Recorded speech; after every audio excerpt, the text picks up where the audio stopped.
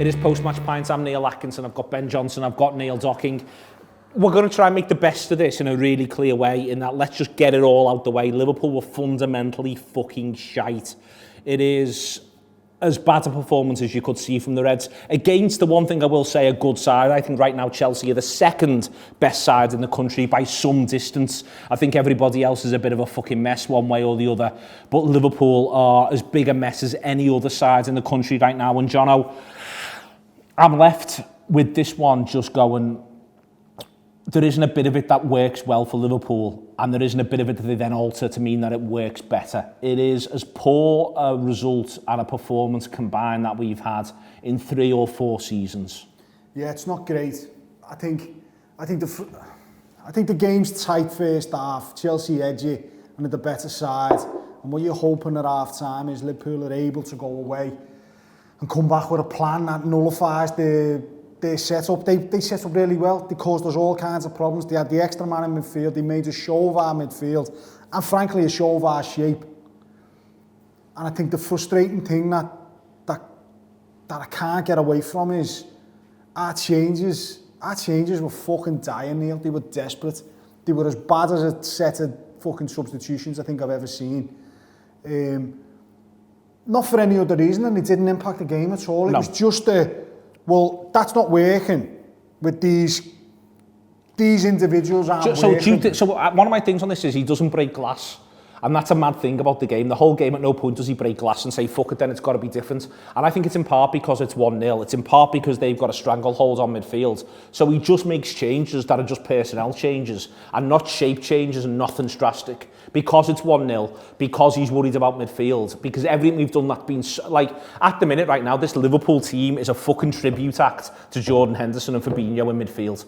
Like, every single time you watch them play football, you wish Jordan Henderson and Fabinho were in midfield. Yeah, on the one hand, you can understand the manager's hesitancy to change it, you know, with an attacking change, because he's petrified of what they're going to do with the ball over the top, and he's petrified of what Liverpool will do if they change the shape and time, force the game, on the one hand. On the other hand, Liverpool have lost the last 4 games at home and scored a pen. And so, if I'm in the ground and that's happened, I'm saying, lad, fucking change it, because this is shit. Watching this same stuff, ball to the side, ball back in. They're trying to play with a tempo. And in fairness to Liverpool today, Chelsea are a better side than what they faced in the last 4 defeats, by a long way. With the exception of City. With the exception of City, sorry. But that said, we don't ask them a question, we don't have a shot on target. We have a header off Gini Wijnaldum on target. We don't do enough, and at no point do we look like doing enough, because the changes that we make, he takes Salah off. Okay, he wasn't setting the world on fire, but fuck me, leave him on the fucking pitch. He's our best player, the top scorer in the league. He takes him off. In effect, he brings Oxlade-Chamberlain on. You know, I don't want to slag anyone off. I don't want to say he's not good. I don't want to do any of that. But what I would say is he's fucking struggling for form this season, like anyone I've ever seen struggling for form. And I'm not sure what we expected to change. What did we think was going to happen by making them substitutions? I'm not sure we thought anything was going to happen. There was not strategy behind it. It was just, well, let's just fucking see. He's not a manager, Klopp, that makes sort of statement subs either. He's not a manager in his time here that makes substitutions for show, is he? He's not someone who makes a point by making a substitution. But hooking Salah, you're almost just left thinking, well, what's the purpose of that? Why are you making a show of your best player? Because you can see his face. He feels humiliated, doesn't he, as he's trudging off.